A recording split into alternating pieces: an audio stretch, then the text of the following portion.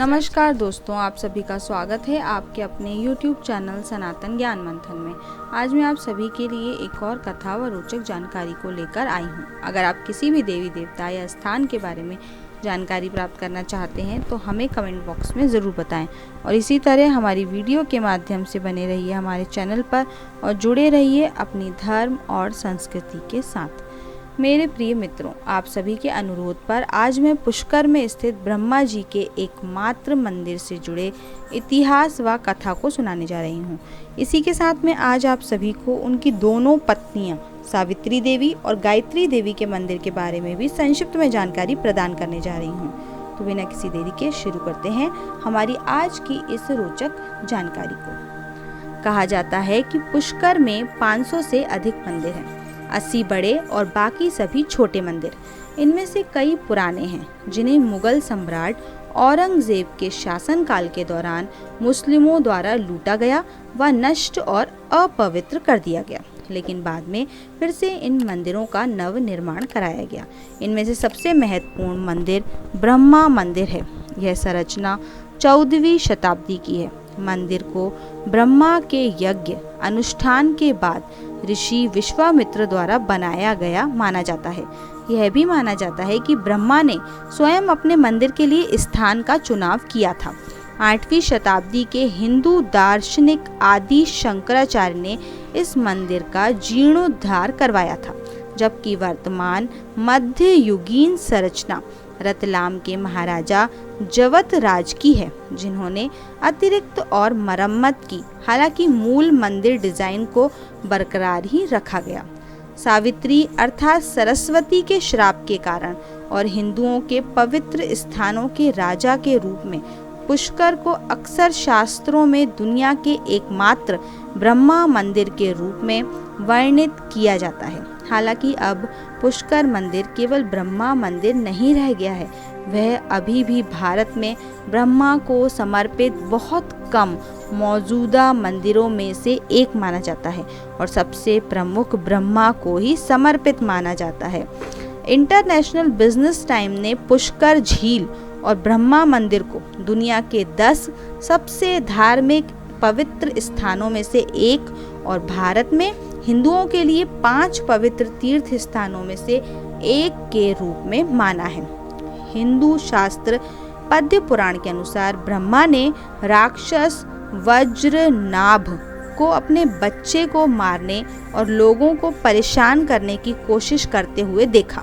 उन्होंने तुरंत अपने हथियार कमल फूल से राक्षस को मार डाला। इस प्रक्रिया में कमल की पंखुड़ियां 3 स्थानों पर जमीन पर गिर गईं, जिससे 3 झीलें बन गईं। पुष्कर झील या ज्येष्ठ पुष्कर सबसे बड़ी पहली पुष्कर, मध्य पुष्कर मध्य की झील और कनिष्क पुष्कर सबसे छोटी झील। जब ब्रह्मा पृथ्वी पर आए तो उन्होंने उस स्थान का नाम दिया जहां फूल पुष्पा ब्रह्मा के हाथ अर्थात कर से गिरा तो उसे पुष्कर कहा गया। ब्रह्मा ने तब मुख्य पुष्कर झील में एक यज्ञ अर्थात अग्नि यज्ञ करने का फैसला किया, ताकि उनके प्रदर्शन करने के लिए यज्ञ द्वारा हमला किया जा सके। बिना शांतिपूर्ण ढंग से राक्षसों व चारों ओर पहाड़ियां बनाकर पुष्कर, रत्नागिरी दक्षिण में, नीलगिरी उत्तर में और पश्चिम में, पूर्व में और तैनात देवताओं की सुरक्षा के लिए यज्ञ प्रदर्शन। हालांकि यज्ञ करते समय उनकी पत्नी सावित्री अर्थात सरस्वती यज्ञ के आवश्यक भाग को ग्रहण करने के लिए निर्धारित समय पर उपस्थित नहीं हो सकती, क्योंकि वे अपनी साथी देवी लक्ष्मी, पार्वती और इंद्राणी की प्रतीक्षा कर रही थीं। नाराज ब्रह्मा ने भगवान इंद्र स्वर्ग के राजा से अनुरोध किया कि वह यज्ञ को पूरा करने के लिए उनके लिए एक उपयुक्त लड़की को ढूंढें। इंद्र को केवल एक ही बेटी, एक दूध वाली मिली, जो गाय के शरीर से होकर पवित्र मानी गई थी। भगवान विष्णु, शिव और पुजारियों ने उसकी पवित्रता को प्रमाणित किया, क्योंकि वह एक गाय से गुजरी थी। यह उसका दूसरा जन्म था और उसे गायत्री अर्थात दूध की देवी नाम से जाना जाता था। ब्रह्मा तो गायत्री से शादी की और उसके पास बैठे और उन्हें पत्नी रूप में अपने साथ बिठाया। बर्तन पकड़े, साथ ही यज्ञ पूरा हुआ। अमृता उसके सिर पर, यानी कि जीवन का अमृत, और बलि भेंट की गई। लेकिन जब सावित्री अंत में कार्यक्रम स्थल पर पहुंची तो उसने गायत्री को ब्रह्मा के बगल में बैठा पाया, जो उसका स्थान था। वहां किसी और को उपस्थित देखा। उत्तेजित होकर उन्होंने ब्रह्मा को श्राप दे दिया कि उसकी पूजा कभी नहीं होगी। लेकिन फिर पुष्कर में उसकी पूजा की अनुमति देने वाले श्राप को कम कर दिया गया। सावित्री ने इंद्र को युद्ध में आसानी से पराजित होने का श्राप दिया। विष्णु को अपनी पत्नी से एक मानव के रूप में अलगाव का सामना करना पड़े, ऐसा श्राप दिया। अग्नि देवता, जिसे यज्ञ की पेशकश की गई थी और यज्ञ को पूरा करने के लिए पुजारी गरीब थे, यज्ञ की शक्तियों से संपन्न गायत्री ने सावित्री को श्राप देकर पाताल लोक पहुंचा दिया। पुष्कर को तीर्थों का राजा होने का आशीर्वाद अवश्य दिया। इंद्र हमेशा अपने स्वर्ग को बनाए रखे। विष्णु मानव राम के रूप में पैदा होंगे और अंत में अपनी पत्नी के साथ एकजुट ही रहेंगे। पुजारी विद्वान बनेंगे और आदरणीय भी कहलाएंगे। पुष्कर मंदिर ब्रह्मा को समर्पित एकमात्र ही मंदिर माना जाएगा।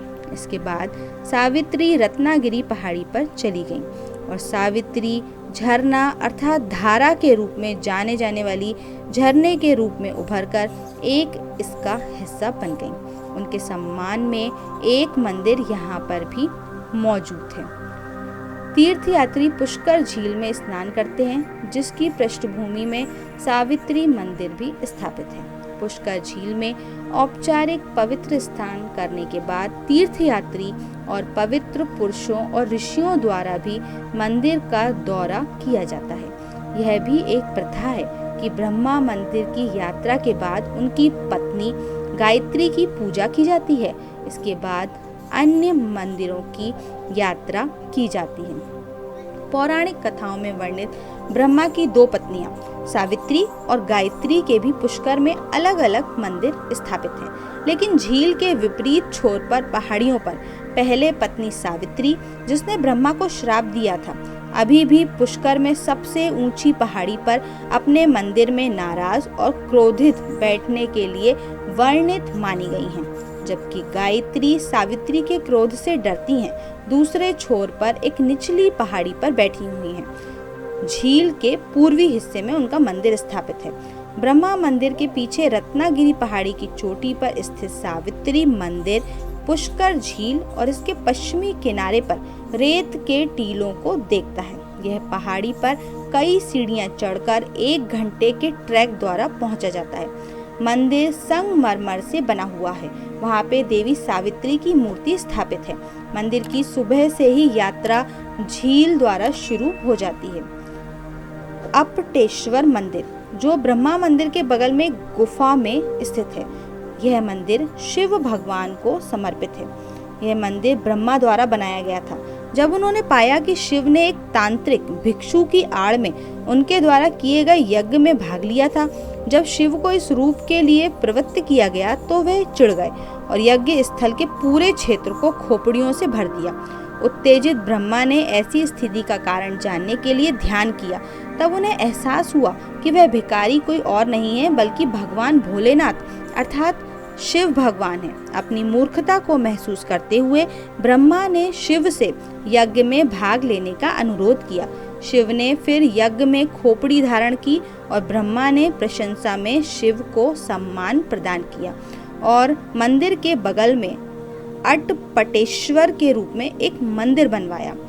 लिंग शिव की बहुत बड़ी प्रतिमा है और तांबे का वहाँ पे एक सांप का घेरा बना हुआ है। शिवरात्रि पर्व पर इस मंदिर के दर्शन करने का विशेष महत्व बनाया गया है। तो इस तरीके से भारत में ब्रह्मा जी का एक ही मुख्य मंदिर स्थापित है, जिसे ब्रह्मा मंदिर के रूप में जाना जाता है, जो कि पुष्कर में स्थापित है। उसी के साथ यहाँ पे एक भगवान भोलेनाथ का प्रसिद्ध मंदिर अटपटेश्वर महादेव मंदिर भी स्थापित है, जिसका निर्माण स्वयं भगवान ब्रह्मा ने ही किया था और इसके साथ ब्रह्मा जी की दोनों पत्नियों के मंदिर भी यहाँ पे देखने को प्राप्त होते हैं। तो आज के लिए बस इतना ही दोस्तों, हम कल फिर मिलेंगे एक नई कथा व रोचक जानकारी के साथ। अगर आप सभी को हमारी ये वीडियो पसंद आई हो तो इसे लाइक करें व ज़्यादा से ज़्यादा लोगों के बीच में शेयर करें, और हमारे हिंदू धर्म से संबंधित कथा व रोचक जानकारी के लिए सब्सक्राइब करें हमारे YouTube चैनल सनातन ज्ञान मंथन को, और फेसबुक पर फॉलो करें हमारे पेज को। अब हमें दें इजाज़त। धन्यवाद दोस्तों।